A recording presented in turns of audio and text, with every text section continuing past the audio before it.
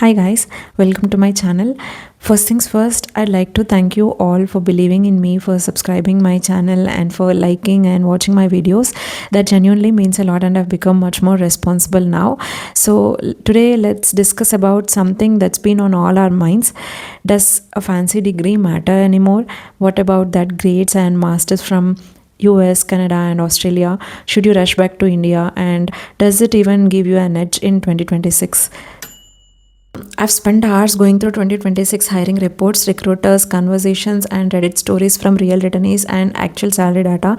So, watch this video till the end so that you can have clear answers on your next career move. Let's first discuss about the question: does tech degree even matter anymore in 2026?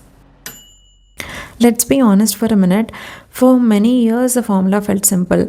Get a computer science degree or any engineering degree, you will get a stable IT job. And most of us grew up hearing the same. My parents used to believe that, and colleges also used to market it, and they used to promise, and companies also used to shortlist resumes based on that degree. And it was like job is equals to degree, and degree is equals to job.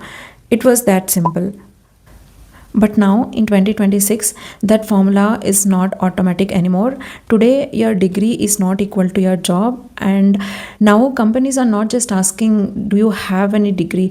But companies are also asking, can you actually do the work? And that small shift has completely changed how tech hiring works. So in this video, let's break this down clearly and honestly. And let's discuss about why this degree and skills debate is happening, and what degree still gives you, and where degree falls short, and what's the smartest approach. So let's discuss all these things step by step. And this confusion of degree and skills didn't start because degree suddenly became useless. It started because world changed faster than educational systems could keep up. And according to the World's Economic Forum, nearly 44% of worker skills changed within 5 years, especially in tech roles. Think about it, that is huge.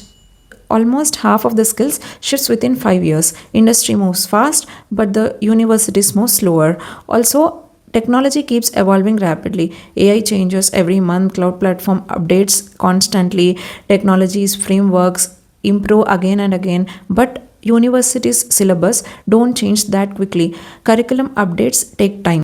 And many of you might have questioned yourself, what happens now? To be frank, many of the graduates understand theory very well. They know how operating systems work, they know algorithms, data structures, but when it comes to real world scenario, that's where the huge gap begins, because they might not have hands-on experience with cloud platforms, DevOps pipelines, and real world deployments and modern architectures. And that's where students or graduates quietly feel, and they don't always say it out loud. And also colleges or universities are still spending a lot of time on teaching the same C basics, and they are spending time on running small programs on Ubuntu, and also concentrating more on syntaxes and small exercises. But to be frank, and let me also be very clear here, C is not useless. In fact, C is very useful in embedded systems, operating systems, and also low level programming. And here's the truth: most of the IT jobs are not about C programming. It's about cloud computing, microservices, APIs, and web backends, and also AI tools, automation. And here is something where students feel uncomfortable, and they think, I learned loops and pointers, and now recruiters are asking me about cloud computing and system design. And that's where the frustration begins. You worked hard, you passed exams, you cleared semesters, but suddenly you feel behind. And that feeling hurts most. That's because nobody might have told you that degree alone is not enough anymore. And meanwhile, there are some self-taught learners who get opportunities faster. And then the big question hits: does degree even worth it anymore? And here's where emotions go high. But the truth is, degrees were never useless, and degrees are not useless even today. And the issue is not that degree has no value. The issue is that degrees alone are not enough anymore. Despite everything, degrees still have strong value. Let's say this clearly, because this part is important, and let's understand this in some sections.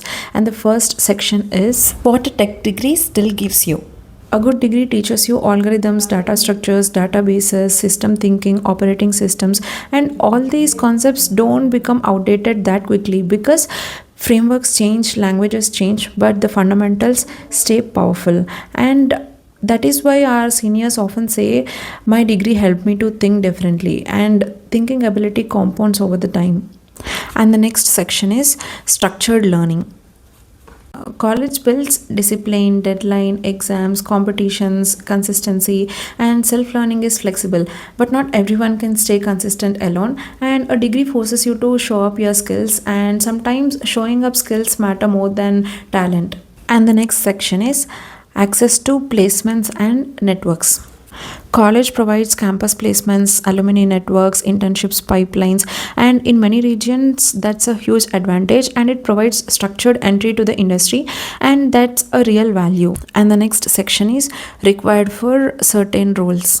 Government jobs, research labs, regulated industries, and large scale enterprises still require degree. So, yes, degree is still important. Now, let's discuss where degrees fall short. If degrees were enough on their own, we wouldn't be even having this conversation. Here's where they struggle.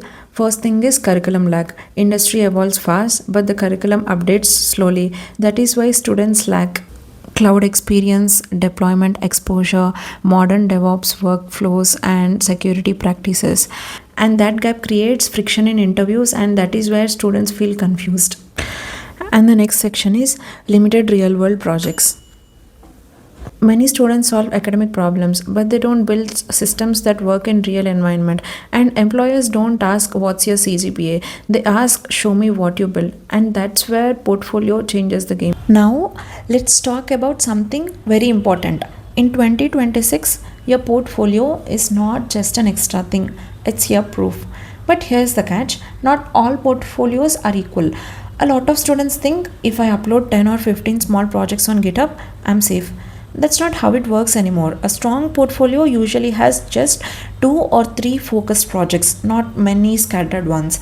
And here we have to be very clear with quality more than quantity. At least one of your projects should show complete ownership. And when I say complete ownership, I mean you planned it, you designed it, you built it, you deployed it, and maybe even you improved it. And it should not look like you just copied it from YouTube tutorial. And when I say about projects, it could be a simple web application, cloud hosted service, automation workflow, or it could be a small security focus system. And it doesn't have to be huge, it's not mandatory, but it just has to be real. One very important thing, at least one project should be deployed, not just running on your laptop.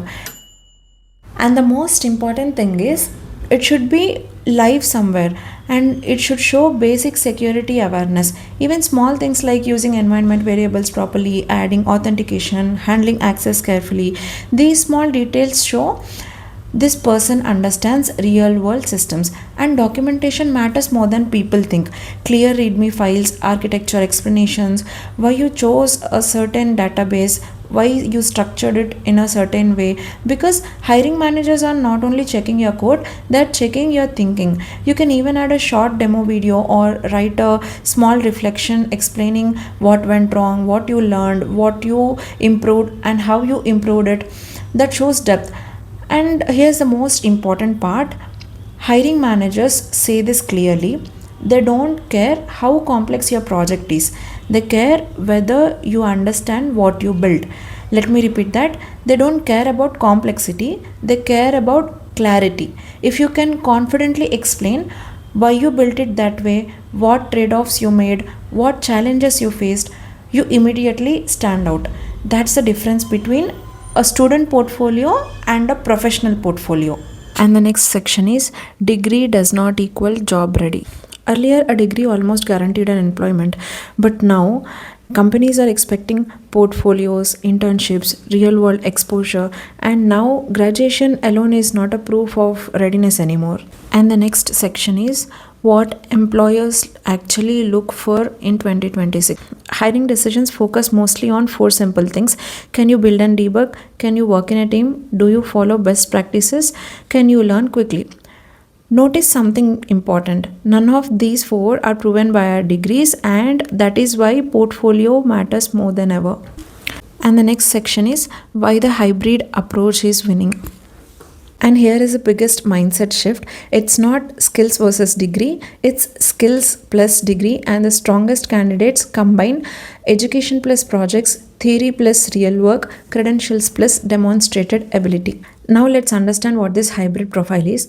Hybrid profile is nothing but a profile which has degree plus skills, and recruiters always consider these hybrid profiles because they show that you can understand fundamentals, you are ready to work, and you are ready to build real projects, and this combination feels safe to hire you. And here's the emotional truth: you don't need to choose any sides of degree or skills, and you don't need to panic, and you don't need to feel like you wasted your time investing in your degree. Only thing that you need to do is you need to adapt to the changing technology, and that's what this channel is about, helping you to adapt smartly, because tech careers are not just one decision, they are continuous growth. And if you are someone watching this video and understanding the problem instead of ignoring it, then you are already ahead. And the next topic is, what about grades and CGPA? Let me say this straight. If you are a fresher or right from college, aim for at least 7.5 to 8 CGPA. And here is a question comes, why? Because that's a cutoff for many of the campus placements and product based companies. And if your CGPA falls below 7.5, sometimes your profile might not be shortlisted because autofilters might reject your profile, and that's the reality. And here is something interesting. If you acquire 1 year of real time experience in IT, your grades don't matter at all. Recruiters stop asking about your CGPA. Recruiters only care about your experience, DSA skills, your projects, your real world impact, and how you solve problems, how you think in interviews. I've literally experienced this during my job switch journey, and I've seen this when a 9 CGPA student with no projects losses to a 7.5 CGPA student who build real applications. In 2026, skills beat score. And let me be super clear here.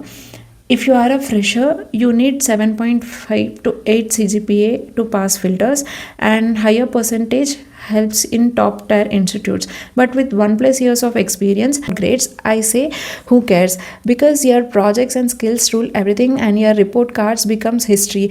And that's actually a good news because your skills are under your control. Here is my honest conclusion. Degree, yes, it's important as it is a foundation and opens the doors into IT, and degree plus skills gives you good scope into IT, and grades aim till 7.5 CGPA. After that, forget about grades. Only projects and skills matter. In the next video, let's discuss, should you return to India after MS abroad, and do returnees really get an edge? If you feel this content is helpful, please do like, share and subscribe. Thank you.